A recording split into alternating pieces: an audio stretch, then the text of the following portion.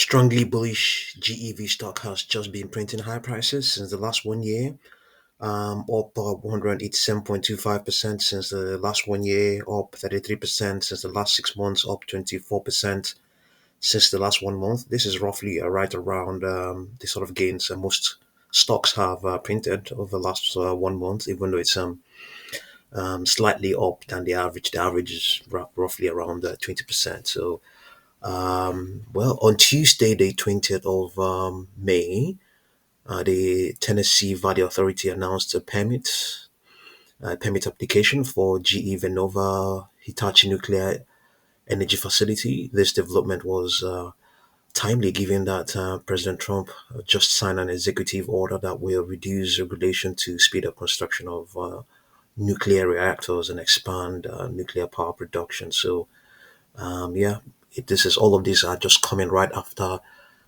the back of its on the heels of its strong performance.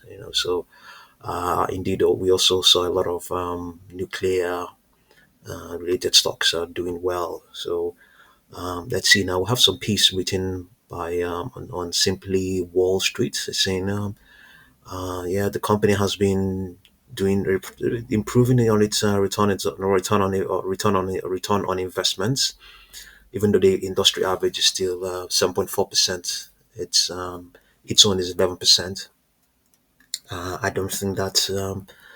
I mean, some investors might buy that because if it's I mean, going by what you've just seen on the chart, and the industry average being 11%, and the stock is GEV zone at 7%, you could read it in a different direction. Maybe it's improving. It's improving.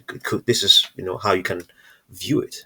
Yeah. So let's see. They said they are delighted to see that it's reaping rewards from its investments and has broken into profitability.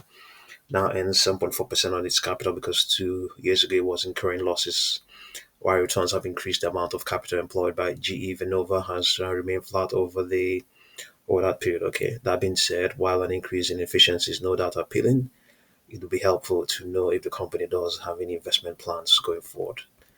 Okay, so their take on GE Vernova's return on capital expenditure, I want to believe.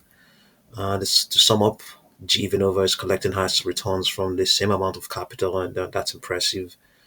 And with the stock having performed exceptionally well over the last year, these patterns are becoming account. These patterns are being accounted for by investors. Therefore, we think it will be worth your time to check if these trends are going to continue. Okay, so in any case, yeah, it has the wind is on its sails. So this is its 4 hour chart.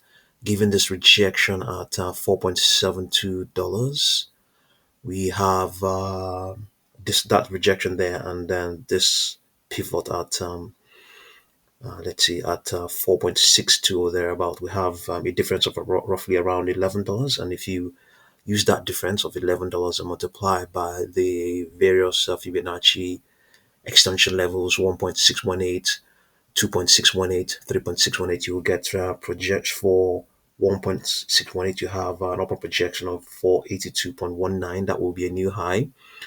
493.19, that would equally be a new high, and then 504.19 equally a new high. So let's see now. We have let's compare the projections we have and what is projected by the algos. We have everything here on this 4 hour chart is an upper projection: 484.88, 512.35, 529.33. All of them upper projections, no downward projections. If the fact that the algos are not projecting downward projections is because it has just been able to break through every resistance. So these Fibonacci projections, you can see since when. Okay, you can see since early April. Since early April, it's been broken. It has just broken through all of them at various times. Consolidating right around them. That's quite good as well. That's at various times here we had this consolidation around there and here as well, but it has just deemed the pattern it has been playing out as one that breaks through resistances, and but that could be why it's not projecting downward projections. It had downward projections before. They could come into play, when we have a resistances, or cost to really correct significantly. They could come into play, but at the moment it doesn't. The algos don't see why these will happen in the very short time. They don't see any need for us to be fearful of downward projections or retracements. So, but here on the daily chart, it has a downward projection, well emphasized. Yeah, we have 386.79. Yeah, 36.79. There isn't really anything. It's hasn't really, if you like, you could say this. It hasn't really come into play. It was never a resistance, but it's still maintained as a support. It's still maintained as a support. Yeah. So yeah, those projections we have, they will all be new highs. Let's see now. There are no upper projections here, but as of let's see now. As of February, we had, let's see what we have. As of February, we had these projections. We had, let's see now, what did we have? We had, let's see, 501. Do we have 501? Yeah, we have 501. We have, no, actually, we have 50419, 53340. Those were the projections as of February. It has actually broken through the first one. This upper projection here. This is 450 has just broken through that one now. Let's look at the weekly chart.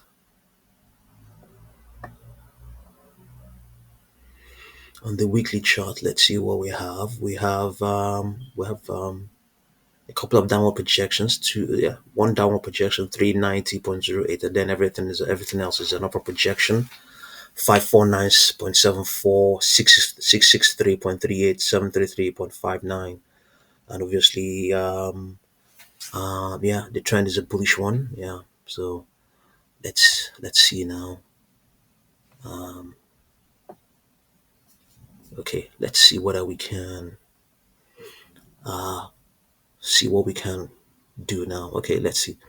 The extrapolation over the next couple of days is that we're going to see an accumulative bias, an accumulative contraction of its volatility. That is what is being speculated over the next couple of days up till Wednesday, the 4th of June. Yeah, up to Wednesday, the 4th of June.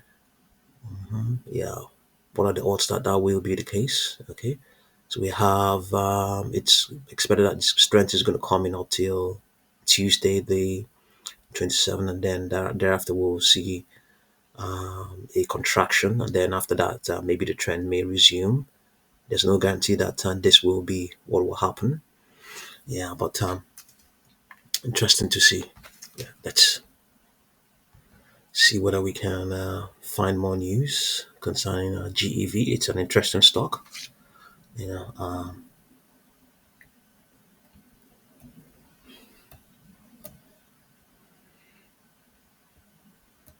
no fresh news as such. There's one here. Okay, was Jim Cramer right about GEV? Recently published a 12 stock that. Okay, okay. Let's see now.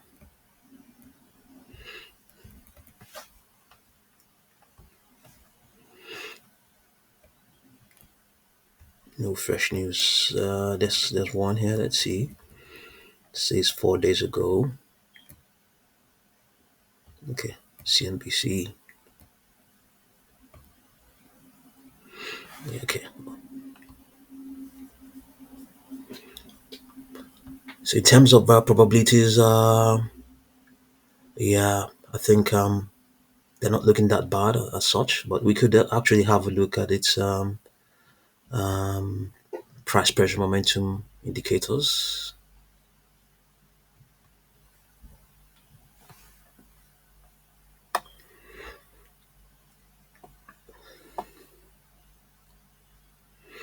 Yeah, price pressure momentum indicator one. We have what do we have? Okay, we could take this and then feed it to.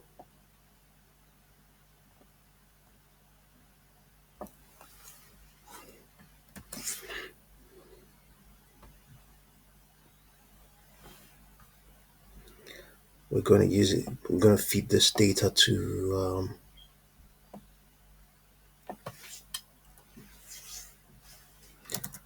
Google AI.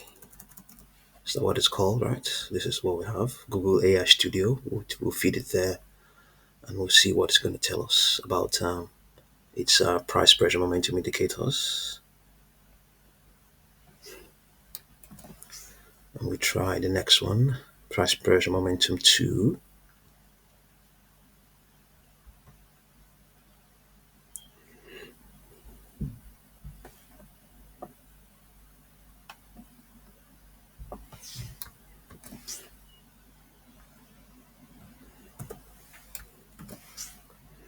Yeah, let's try the third one, price pressure momentum 3.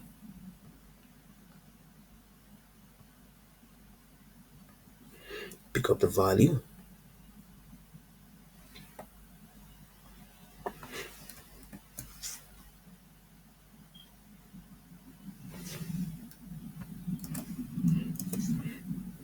And then the 200 as well.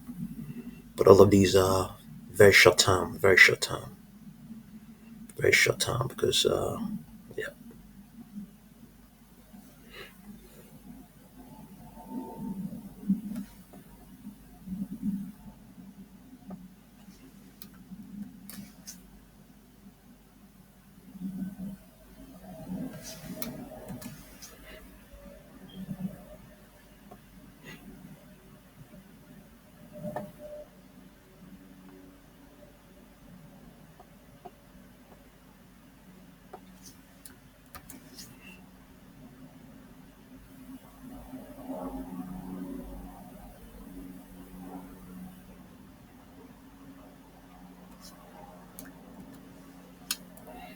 yeah, let's see.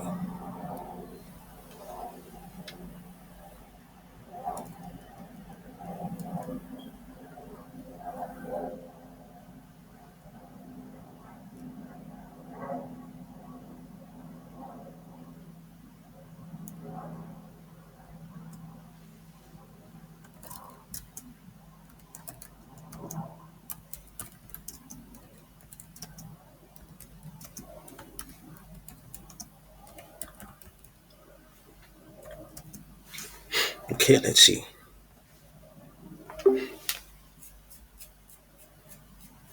Connection failed. Let's try again.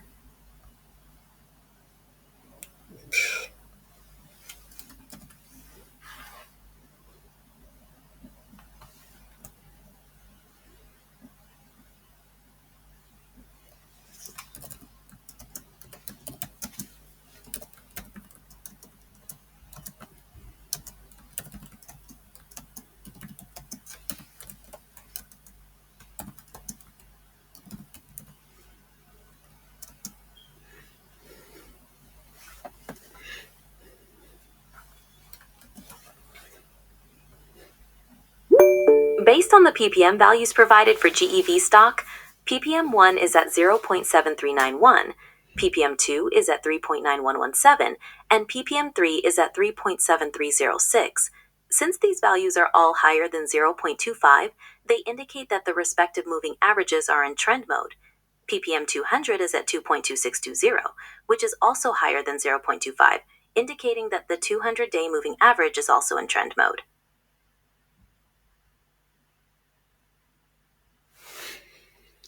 Okay, yeah.